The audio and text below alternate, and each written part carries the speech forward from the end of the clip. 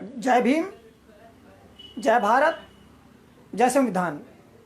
साथियों, जिस तरह से हमारी आवाज़ों को देश के तथाकथित मुख्य धारा की मीडिया दबाती है, नज़रअंदाज करती है,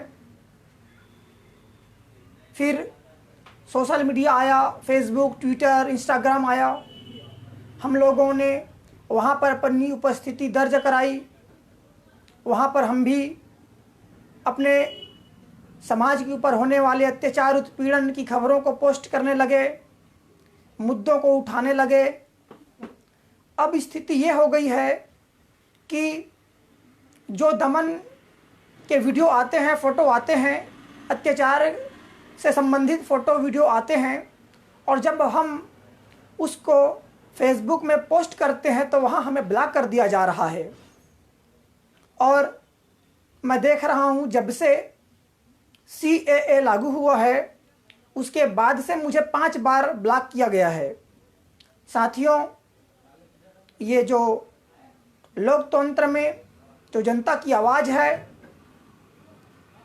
वो दबाने की जो प्रक्रिया है वह बहुत गंभीर है। और जैसा कि हमारी जो आवाज़ है वो मुख्य धारा की जो मीडिया है उसमें सदैव नज़रअंदाज किया जाता रहा है, लेकिन जो विदेशी सोशल मीडिया है और अगर वहाँ भी हमारी आवाज़ दबाई जाएगी तो यह और भी दुखद है। भारत देश में लोकतंत्र के लिए चार पाया बनाया गया है कहा जाता है, लेकिन वह अलोकतांत्रिक है। कार्यपालिका और विधायिका में आरक्षण लागू है जिसके वजह से वहाँ पर हमारे लोग मौजूद हैं। यह बात और है कि वहाँ पर मौजूद लोग अपनी बातों को रख नहीं पाते हैं, लेकिन यदा कदा वहाँ से हमारी बातें चाहे सड़कों पर उतरने की वजह से हो लेकिन किया जाता है। लेकिन जो मीडिया है और न्यायपालिका है यहाँ पर तो हमारे कोई प्रतिनिधि है ही नहीं। नतीजा ये हुआ कि या वहाँ पर हमें हमेशा से उनकी जो कार्यशैली है उसमें निष्पक्षता का अभाव दिखा। उनकी कार्यशैली में हमेशा हमें जातिवाद की बदबू आई। लेकिन सोशल मीडिया में जो विदेशी है वहाँ पर भी हमारे जो इस तरह के जो अत्याचार के जो पोस्ट हैं उसको समुदाय की भावनाओं के आहत होने के नाम पर जो ब्लॉक किया जाता है यह उचित नहीं है। भारत का संविधान लागू हुए 70-72 साल हो गए, लेकिन नतीजा जस की तस बनी हुई है। जिस तरह से CAA के आड़ में देश के प्रधानमंत्री जी सरकारी संस्थाओं को मटिया मेट कर घाटा में दिखाकर उसको बेचने का जो प्रपंच कर रहे हैं वह बहुत भयानक है।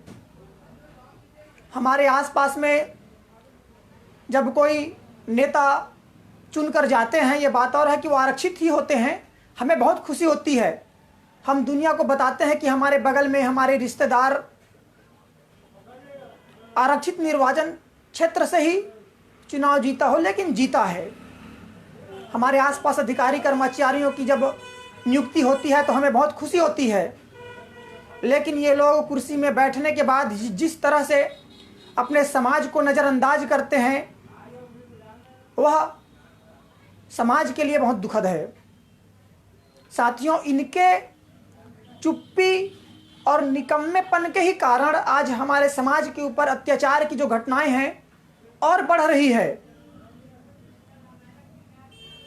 सोशल मीडिया है जिसके माध्यम से अत्याचार की घटनाएं अब बाहर आने लगी है, उसमें भी गिनती के ही मामले सामने आ पाते हैं। दमन की जो घटनाएं हैं व्यापक है, बहुत अधिक हो रही है, लेकिन जो सोशल मीडिया के माध्यम से जो हम तक पहुंच पा रही है वो सीमित है।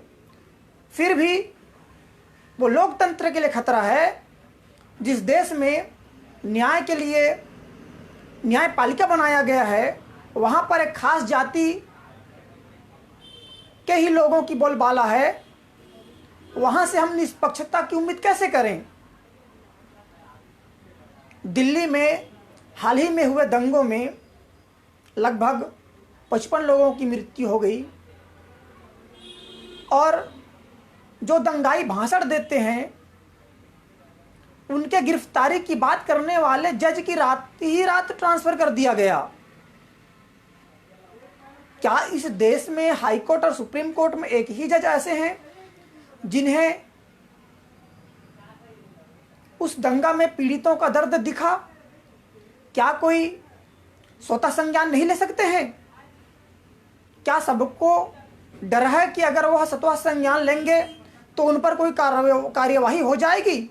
अगर उन्हें डर है तो वो निष्पक्ष कैसे होंगे? साथियों, समय रहते आपको अपने आसपास के युवा साथियों को जागरूक करना होगा, अन्यथा दिन बहुत बुरे होंगे और बुरे दिन बहुजनों के होंगे। इस बात को आप गांठ बांध लीजिए।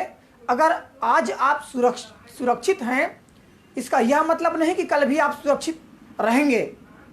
आज आप सुरक्षित इसीलिए हैं कि आज आपके पास भारत का संविधान है जो आज आपको संरक्षित कर रहा है। लेकिन जो देश में अधिकांशतः जिनके पास सत्ता है, संगठन है, ये आपके खिलाफ हैं, आपकी आज़ादी के खिलाफ हैं। आपको जो आज़ादी मिली हुई है, जो अधिकार मिली हुई है, उसके खिलाफ हैं। ये लोग मनुवाद को मानने वाले हैं, ये लोग मनुस्मृति को पढ़ने वाले लोग हैं। ये आपको खुश नहीं देखना चाहते हैं। ये लोग नफरती होते हैं। ये लोग अपने मन में, अपने दिल में, दिमाग में नफरत पाल के रहते हैं। इन्हें दलितों से नफरत है, इन्हें मुसलमानों से नफरत है, इन्हें आदिवासियों से नफरत है, इन्हें जागरूक ओबीसी से नफरत है। साथियों, ये लोग नफरत परोसने का ही काम करते हैं।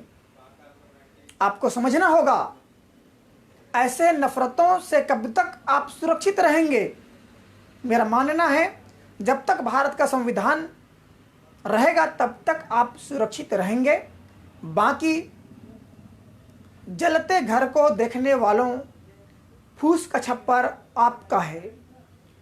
आग के पीछे तेज हवा है, आगे मुकद्दर आपका है। उसके कत्ल पर मैं भी चुप था, मेरा नंबर अब आया। मेरे कत्ल पर आप भी चुप हो, अगला नंबर आपका है।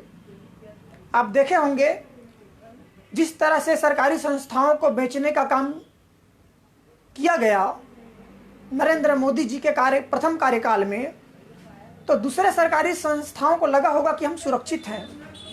लेकिन नतीजा ये हुई कि आज लगभग सभी सरकारी संस्थानों को मटिया मेट कर दिया गया है, बेच दिया गया है, और जो स्थिति ठीक है उसे मटिया मेट बनाकर बेचने का षड्यंत्र किया जा रहा है। साथियों,